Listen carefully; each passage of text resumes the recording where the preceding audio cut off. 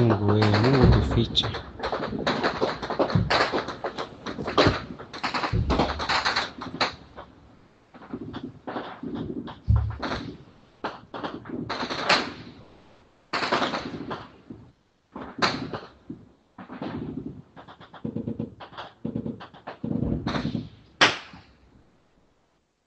Burundi ntashaka kurekura.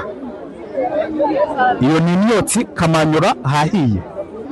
Umurundi ntashaka kurekura, ubona ko urugamba abasirikare ba Makenga barwana biri professionnel. Ariko aha Kamanyura urebye uburyo hari guterwamo ibisasu, urebye uburyo abarundi bashaka gutwika Kamanyura, Imana ibarengere. Imana igira ite? Imana ibarengere. Aha. Hanze Peti, hano ikisasu kiguye ni he? Mukamanyura, Mukamanyura. Mukamanyura. Mukamanyura. Kiguye? Hanze nganire n'aba mama kugira ngo tuganire neza. Yego, mere turahangaha ubundi ibi bintu byatangiye ryari? Byatangiye ejo. Ejo nko mu gatondo. Saa kenda. Niho byatangiye. Yego. Ara kiguye ni ku muntu arara mu Kamanyura. Ku isoko niyo cyaguye. Kuvuga ngo kiguye mu isoko. Ku isoko mu Kamanyura. Kiguye mu isoko Kamanyura. None se ubu M23 yiri hehe? Uko muri kuyibona iri he? Yara muri Ngoma. Iri mu misozi ya Ngoma. Abantu nimuza gukoresha icyo bita zoom. Murabona atirari ya M23, atirari. My friend, ndakeka muri kuyibona atirari. Umurundi ahangaha ubona ko aho bashinguye abazashingura abantu bazebe hano bari babashinguye ku marimba hari hepfo y'ibirindiro bya M23 aho ntuze yabaga Monique aho yabaga. Yego, iyi misozi turi kureba hano hakurya ni yihe? Ya misozi bayita Ngoma. Ngoma? Muri Ngoma ni Ngoma ni Ngomo. Muri Ngoma. Muri Ngoma. None se muri Ngomo ni bande barimo? Muri Ngoma hari ibirindiro bya M23. None reka turebe uko ibintu bimeze, uko situation ahangaha zimeze. Imbunda M23 ko mu makuru namenye ibitero FDNB, Wazalendo, FDR, yo mitwe yafatanyije y'abacancuro hara muri Colombia, muri Amerika y'Epfo, abicyo bari bagambiriye ngo nukumanuka kugira ngo bigarure Bukavu. Abonye ko aba bangoma nzito aba fake aduyi abose bavuze ko ubunani bazaburira hariya argose mu mujyi wa Bukavu. Akariyo mpamvu General Makenga yabwiye abahungu be kumanuka n'ingoga mu makuru yavaga mu butasi kugira ngo basubize ibi bitero bikomeye byari byarapanzwe n'ingabo z'u Burundi nabo bose bafatanyije. Akariyo mpamvu urugamba rwahinduye isura kugeza k'uyu wa gatatu masaha umugoroba. Ano kuvuga ngo ubutasi bwaberetse ko bariya bagabo bafite gahunda yo kwinjira uriya mujyi, baravuga bati reka tubatake hakiri kare. Yo makuru yarahari ko bacakuza bagafata Bukavu bakabasubiza inyuma bakazamuka no mu bindi bice bitandukanye. Intare za Sarambwe akazikura muri Kivu y'Epfo, ariyo mpamvu bahise batabara n'ingoga, hazamuka ibikoresho byinshi ndetse n'abasirikare benshi. Abo basije barakomeza kugenda barabona ko ibintu uyu munsi none ntabwo byifashe neza. Gusa intare za Sarambwe bamwe baba barwanira hano, abandi bari mu birometero 40 kuko mu makuru dufite benshi barasatira gukoza umutwe w'intoki mu mujyi wa Uvira kugira ngo bashe kwigarura Uvira ndetse n'intambara bashe kuba bayishyira akadomo mbere y'uko umwaka urangira. Muri iyi minsi igera kuri 28 ibura babyina insinzi babyina rimwe ko Kivu zombi bazifite mu biganza byabo. Urumva ko urugamba rwahinduye isura muri Kamanyora. Abaturage barahunga, batangiye guhunga hafi ku isaha y'isasa ubwo imbunda zimaze kuba nyinshi berekeza mu Rwanda mu karere ka Rusizi. Kugeza wenda n'ubuyobozi turaza kumenya niye mibare barimo kwakira bimeze bite, bigeze hehe. Ibyo byose turagenda tubigarukaho umunota ku wundi. Bagume kuri Connect Media TV, bagume ku Numa TV. Ibyo babona ni bike biracyaza rwose. Amakuru yo ni arahari, turi kuri tere nk'uko twabibabwiye. twahagurutse kugira ngo twongere tubereke bya bihe ko byifashe muri Kivu y'Epfo tugenda za Karehe dukubita za Minova tujya za Kauzi Biega tujya mu bice bitandukanye rero turaza kubereka byose ko byifashe hano muri Kivu y'Epfo n'uburyo imirwano yifashe ya Pride.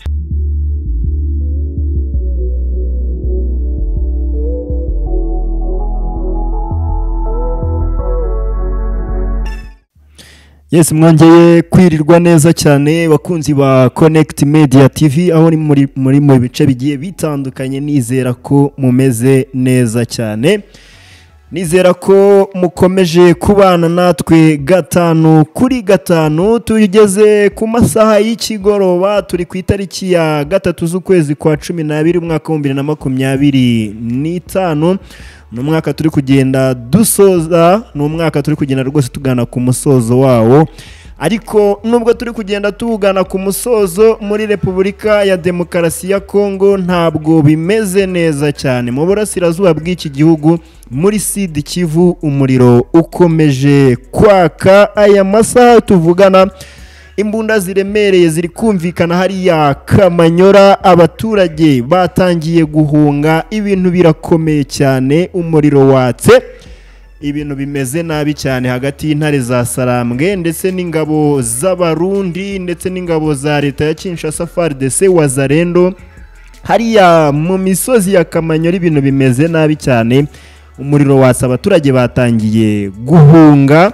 tugiye kubyinjiramo rero kamvugana na mugenzi wanjye Rwamasasu uherereye muri biriya bice atangire atubwira uko byifashe aya masaha bihagaze gute ko tukomeje kubona video ziri kugenda zitugeraho turi kubona umuriro watse bimeze nabi cyane Rwamasasu wirute Uraneweza Pride urakomeye uragumye kuri uyu wa 3 masasatira umugoroba ibintu ntabwo bimeze neza cyane hano muri Repubulika Iharanira Demokarasi ya Kongo by'umwihariko ku mupaka wa Rusizi ndetse haba ya mbere ya kabiri muri Repubulika Iharanira Demokarasi ya Kongo zikari imipaka ihana imbibi mu gice cya ruguru cyahitwa Kamanyora urugamba rumeze nabi cyane rumeze nabi uhereye ku isaha 5 z'igitondo cyo kuri uyu umunsi wa none kuri wa 3 w'icyumweru haramutse imirwano ikomeye cyane hano mu misozi ya gace numva abaturage bavuga ngo ni Ngoma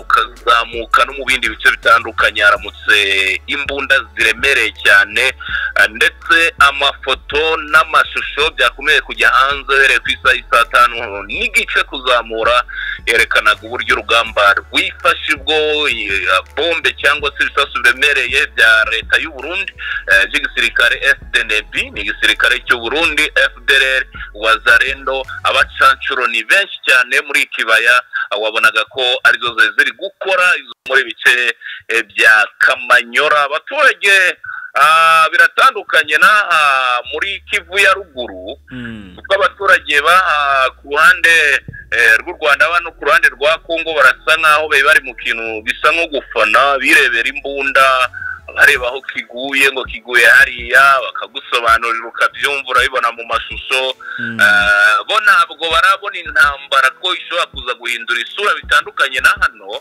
aho cyakubitaga rwose ugasanga abana barakomeye n'abagore ariko kubiganiraho ugasanga biragoranye muri Kivu ya ruguru bw'umujyi wa Goma hajyaga kuvamo so niyo mirwano yimukiye hara muri Kivu y'Epfo ugereranyije n'uko byo bimeze mu mpera z'umwaka wa 2024 hano muri teritwari ya Nyiragongo muri Kivu ya ruguru ubw'umujyi wa Goma wajyaga gufatwa nyuma y'iminsi 29 umujyi wa Goma bawukuyemo nibyo bitero byimukiye muri Kivu y'Epfo gusa M23 irahangana n'urugamba rukomeye dore ko ingabo z'abarundi FDNB kigisirikare rwose bari gushaka kwangiza byinshi cyane birimo no kwangiza abaturage batuye no kwivugana abaturage babonye ko ku munsi w'ejo n'abaturage basize ubuzima bitewe n'amarokete bagiye batera mu baturage ku musozi muremure mu maso baraza kubona niho bivuga ko ari antimisile ya AS23 yo gufata ibisasu no kurinda abaturage ariko kuri uyu geza muri amasaha y'umugoroba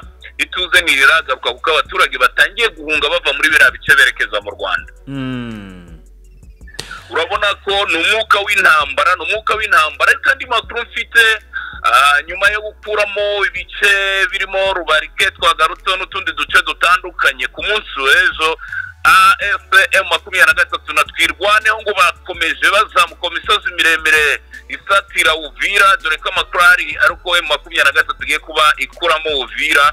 Ubonye ko ku munsi w'ejo abantu 3 barapfuye, abana 2 barakomereka bikomeye cyane mu gitero gikomeye cyane cyagabyara muri Kamanyora, ubwo hakoreshwaga indege y'ubwiyahuzi ya Repubulika Iharanira Demokarasi ya Kongo muri kana gacero ka Rubarika, Ruvungi ndetse harani muri teritwari ya Uvira. M23 ikaba yazamutse ifata n'utundi duce makuru tugeraho muri aya masaha, isatira guhita ikuramo ishaka guhita ikuramo Uvira no mu nkengero za Uvira, dore ko mu makuru namenye ibitero FDNB, Wazalendo, FDLR, iyo mitwe yose bafatanyije y'abacancuro hara muri Colombia, muri Amerika y'Epfo, abicyo bari bagambiriye ngo nukumanuka kugira ngo bigarure Bukavu. Abonye ko aba bangoma nzito aba Peke Adui abose bavuze ko ubunani bazaburira hariya rwose mu mujyi wa Bukavu, akariyo mpamvu General Makenga yabwiye abahungu be kumanuka n'ingoga mu makuru yavaga mu butasi kugira ngo basubize ibi bitero bikomeye byari byarapanzwe n'ingabo z'u Burundi nabo bose bafatanyije. Akariyo mpamvu urugamba rwahinduye isura kugeza k'uyu wa gatatu mbasasatira umugoroba. Ano kuvuga ngo ubutasi bwaberetse ko bariya bagabo bafite gahunda yo kwinjira uriya mujyi, baravuga bati reka tubatake hakiri kare. Yo makuru yarahari ko bacakuza bagafata Bukavu bakabasubiza inyuma bakazamuka no mu bindi bice bitandukanye. Intare za Sarambwe akazikura muri Kivu y'Epfo, ariyo mpamvu bahise batabara n'ingoga, hazamuka ibikoresho byinshi ndetse n'abasirikare benshi. Amubashije barakomeza kugenda barabona ko ibintu uyu munsi none ntabwo byifashe neza. Gusa intare za Sarambwe bamwe baba barwanira hano, abandi bari mu birometero 40, kuko mu makuru dufite benshi barasatira gukoza umutwe w'intoki mu mujyi wa Uvira kugira ngo bashe kwigarura Uvira, ndetse n'intambara bashe kuba bayishyira akadomo mbere y'uko umwaka urangira. Muri iyi minsi igera kuri 28 ibura babyina insinzi babyina rimwe ko Kivu zombi bazifite mu biganza byabo. Urumva ko urugamba rwahinduye isura muri Kamanyora, abaturage barahunga, batangiye guhunga hafi ku isaha y'isaba ubwo imbunda zimaze kuba nyinshi berekeza mu Rwanda mu karere ka Rusizi. Kugeza wenda n'ubuyobozi turaza kumenya niye mibare barimo kwakira bimeze bite, bigeze hehe, ibyo byose turagenda tubigaruka mu munota kundi. Bagume kuri Connect Media TV, bagume ku Numa TV, ibyo babona ni bike biracyaza rwose. Amakuru yo ni arahari, turi kuri tere nk'uko twabibabwiye, twahagurutse kugira ngo twongere tubereke byabihe ko byifashe muri Kivu y'Epfo, tugenda za Karehe dukubita za Minova tujya za Kauzi Biega tujya mu bice bitandukanye. Na rero turaza kubereka byose ko byifashe hano muri Kivu y'Epfo n'uburyo imirwano yifashe upright. Rwamasasu tugenda tugana ku musozo kugira ngo tukurekure niba wateye icyumvirizo aho imbunda ziri kuvugira. Ese koko ni ibirindiro bya M23 byari byatatswe kuri uyu munsi, cyangwa nuko M23 nayo iri kugenda nyine yavansa ibasubiza inyuma? Tubwire muri makeya. Ni ibirindiro bya M23 byagarageje kuraswaho, dore ko hari imbunda ndetse M23 kuko hegereye abaturage cyane nta mbunda bakoresheje barasa mu baturage. FDNB niyo yarashe mu baturage, Wazalendo, FDLR, ndetse kugeza ubu ntituramenye imibare y'abakomeretse se ni bangahe, bimeze bite. Intare za Sarambwe zo zakomeje kurwana ku muturage, dore ko ariwe bashaka kubohora, dore ko aboshywe n'ubutegetsi bwa Felix Antoine Tshisekedi. Nsoza hari amakuru avuga ko Felix Antoine Tshisekedi yarangije kugera muri Leta Zunze Ubumwe za Amerika, asanzwe Ndayishimiye Evariste ntibiramenyekana niba nyakubahwa Perezida wa Repubulika y'u Rwanda Paul Kagame nawe yasesekaye Washington DC. Byose turabigaruka mu masezerano bagiye gushyiraho umukono y'amahoro n'ibindi bijyanye n'ubucuruzi hagati y'u Rwanda, Repubulika Iharanira Demokarasi ya Kongo na Amerika. Donald Trump agomba kuba